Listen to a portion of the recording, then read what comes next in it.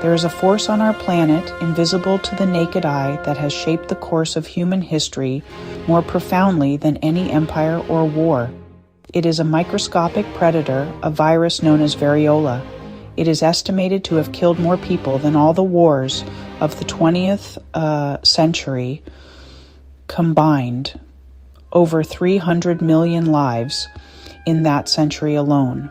Smallpox killed more people than any other infectious disease in history, but it was also the first disease ever eradicated.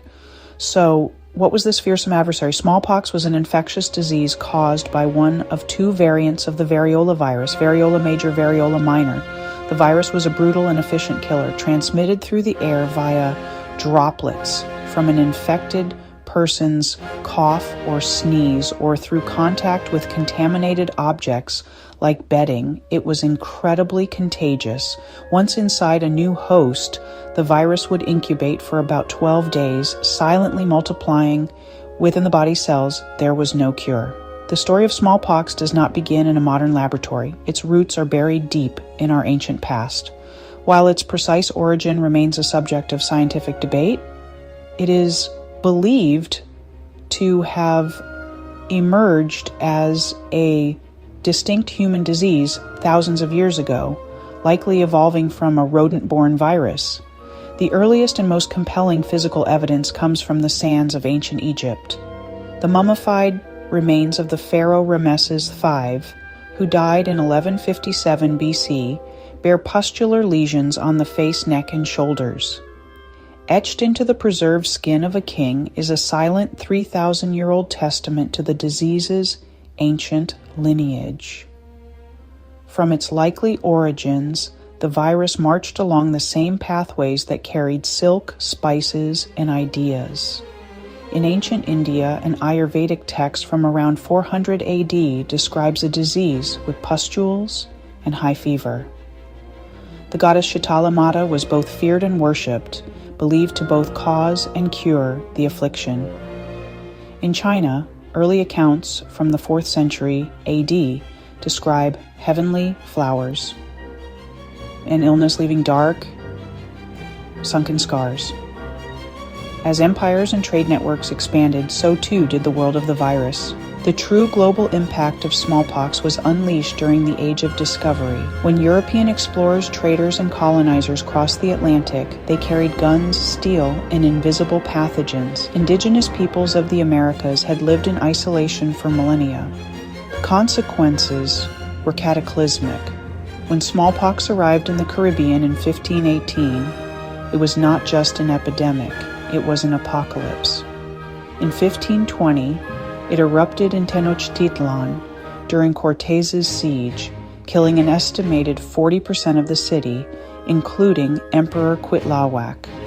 The epidemic shattered social fabric, broke defenders' morale, and paved the way for the city's fall. A decade later, smallpox struck the Inca Empire, killing Huayna Capac and his heir, igniting civil war.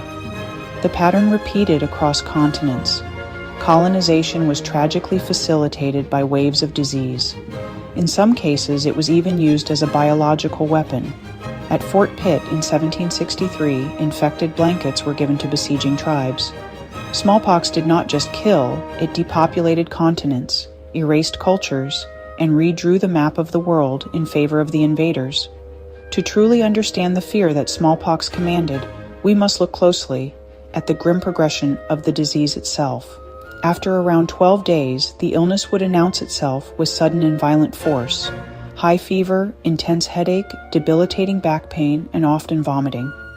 Then a rash, small red spots in the mouth and on the face, spreading rapidly across the body.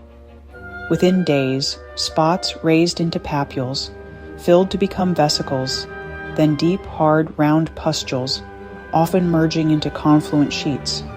The pain was described as excruciating.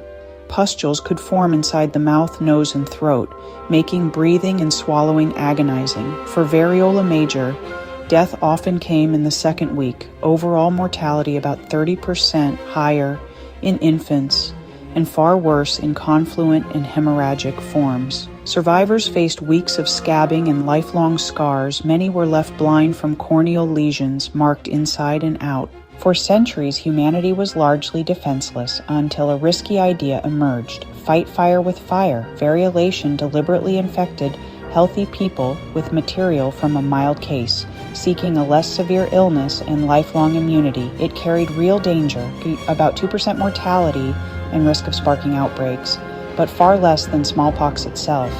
Lady Mary Montagu championed it in London. In Boston, Onesimus shared African knowledge that guided Cotton Mather's life-saving campaign. The breakthrough came with Edward Jenner, who tested the folk belief that cowpox protected against smallpox.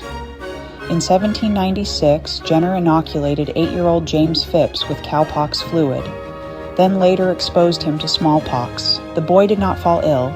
Jenner named it vaccination, from vacca, a safe, effective, simple method that spread worldwide, embraced by leaders from Napoleon to Jefferson. Despite vaccination, smallpox persisted.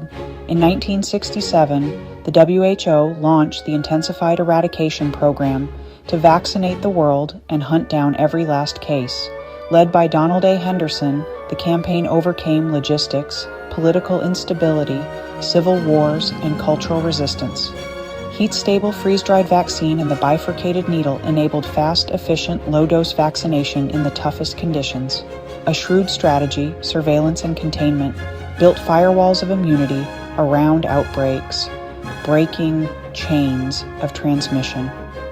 On October 26, 1977, Ali Mao Malin developed the last naturally occurring case of smallpox. He survived. By 1980, the world was officially declared free of smallpox. The ancient enemy, no more. The deadliest infectious disease known to humankind was vanquished, not by chance, but by science, collaboration, and political will. A decade-long campaign cost about $300 million, repaid many times over each year, and spared future generations. Official stocks remain under tight security, a continuing topic of international debate. Smallpox gave us vaccination and a blueprint for public health. Surveillance, cooperation, commitment. Smallpox changed the world forever and proved that science can defeat even the deadliest of enemies. For more medical history, subscribe. Keywords: smallpox history, smallpox explained, Edward Jenner vaccine, smallpox eradication, history of pandemics, deadly diseases in history. On screen, smallpox, Kud's vaccine, eradication. Its defeat was a deliberate act of human ingenuity, cooperation, and determination. Tepachakri, a tetatonation, a testament to what we can achieve together. The journey from first appearance to final extinction spans thousands of years and touches every continent. It is filled with immense tragedy and remarkable moments of discovery and courage. We will explore how this single virus toppled empires, facilitated colonization, and spurred modern immunology. It pushed us to develop one of the most powerful tools in public health, the vaccine. Understanding this journey reminds us of the fragility of our world and the resilience of the human spirit.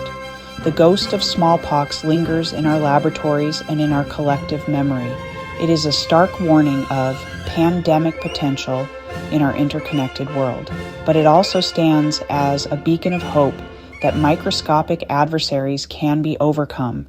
It is a story of life and death, of despair and hope on a truly planetary scale. For ages, it was seen as divine punishment or a cruel lottery of fate. In 18th century Europe, unscarred faces were noteworthy. Encased in a brick-shaped shell, its genome carries one purpose: to replicate, hijacking cells into virus factories. A relentless replication that triggers fevers, pain, and the signature eruption.